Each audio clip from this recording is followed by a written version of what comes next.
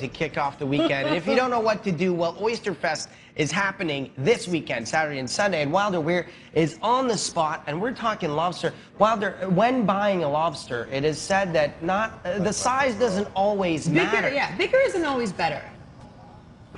That's right, Alex. Size doesn't always matter when it comes to buying lobsters, and we're looking at Herbie, Steve, and we call this guy Dexter because he's always near the knife here. And this is Daniel joining us again. And listen, man, we're going to talk about Oysterfest. It's taking place this weekend here in front of Terrace, Bonsecours. But before that, when you're going in to buy a lobster, obviously a lot of places here in the city have some great seafood, but what should you look for? Because you go, you see the tank, and there's there's 20 lobsters in there. What should you look for? So first of all, it's very difficult to tell sometimes the freshness of a lobster. That's a big thing. But we don't like lobsters in captivity too long because then they start eating themselves, and we don't like that. We like fresh lobster. One way you can tell is also sometimes, and not always, look for how long the beautiful antennae are. If the long antennae is out there, that means that they're sort of near fresh or as fresh as you can get because they haven't been in captivity and slightly eating each other. The other thing is we like to buy our lobsters sort of like a 1.5 pounds,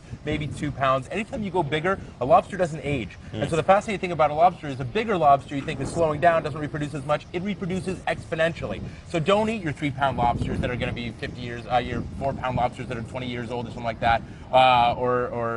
That's interesting though. Yeah, a lobster doesn't age. I didn't know. Doesn't age, so they're going to reproduce more. Don't eat your bigger lobsters. It's really a whole lobster thing we're going to talk about when you come to the restaurant. Very cool. And lobster, just one of the things that will be served here at definitely. Oysterfest. Obviously, lots of different types of oysters to try, and there's going to be competitions there.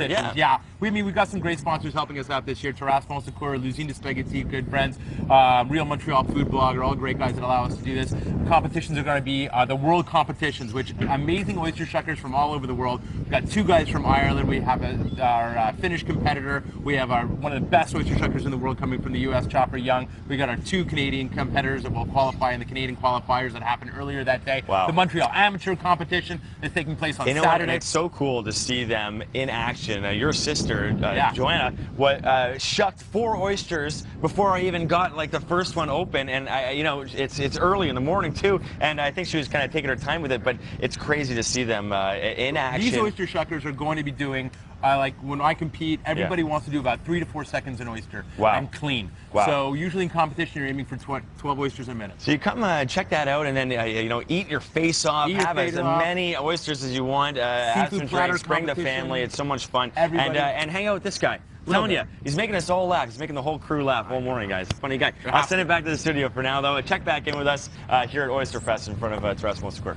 All right, look, new friendships are formed. Wilder and Dan Notkin.